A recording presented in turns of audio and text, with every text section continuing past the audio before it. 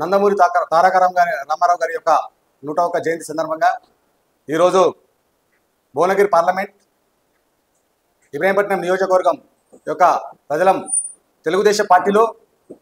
రామారావు 101 జయంతి సందర్భంగా ఆయన సామాన్యుడిగా పుట్టి అసామాన్య రాజకీయాలు చేసి బడుగు బలహీన వర్గాలకు పేద ప్రజలకు రాజకీయం అంటే ఏందో చూపించి ప్రజలని రాజకీయ చైతన్యంలోకి తీసుకొచ్చేటువంటి మహనీయుడు గొప్ప వ్యక్తి కలామ్మ తల్లి ముద్దుబిడ్డ నవరస నటసార్వభౌమి నందమూరి తారక రామారావు గారికి ధన్యవాదాలు తెలియజేసుకుంటూ ఈరోజు తెలుగుదేశం పార్టీ ఈ స్థాయిలో ఈ విధంగా ఉందంటే రామారావు గారు నిర్మాణంతో ఒక గొప్ప వ్యక్తిత్వం ఆ పార్టీకి కావాల్సినటువంటి రంగుని కానీ విధానాన్ని కానీ సిస్టాన్ని కానీ తను ఏర్పాటు చేసినటువంటి ఇప్పటి వరకు దాంట్లో నుండి ఒక అక్షరం పొల్లు కూడా తీయకుండా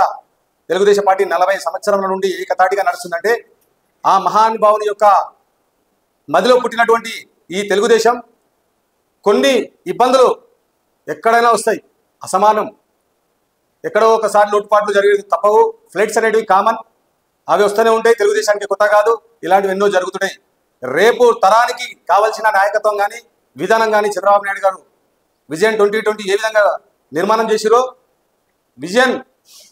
2050 కూడా ఆ విధంగానే రేపు తెలుగుదేశం పార్టీ ఆంధ్రలో ఘన విజయం సాధించాక ఆ కార్యక్రమంతో పాటుగానే 2 రాష్ట్రాల ఉన్నటువంటి తెలుగుదేశం పార్టీ కార్యకర్తలు కానీ పార్టీని కానీ పునర్నిర్మాణం తెలుగుదేశం తెలంగాణలో తీసుకొని నాయకత్వాన్ని బలిష్టంగా తయారు చేసి పూర్వవైభవం తీసుకురావడానికి పూర్తి స్థాయిలో చంద్రబాబు నాయుడు గారు పనిచేస్తారని, అదేవిధంగా ఇక్కడ ఉన్నటువంటి తెలుగుదేశం పార్టీ నాయకత్వం మారింది కానీ ప్రజల అభిమానం ఎన్టీ రామారావు వర్ధంతి ఈరోజు జయంతి సందర్భంగా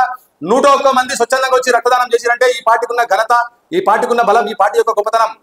ఇది బలం అంటే ఇది తెలుగు తేజం అంటే అని నిరూపించుతున్నాం. దేశ విదేశాలలో కూడా ఇప్పటికీ రామారావు గారి కానీ తెలుగుదేశం పార్టీ కానీ అభిమానులు ఏ మూలం చూసినా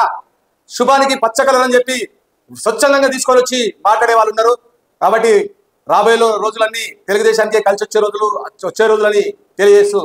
ఈ సందర్భంగా మాకు ఇచ్చిన అవకాశానికి ధన్యవాదాలు తెలియజేస్తాం.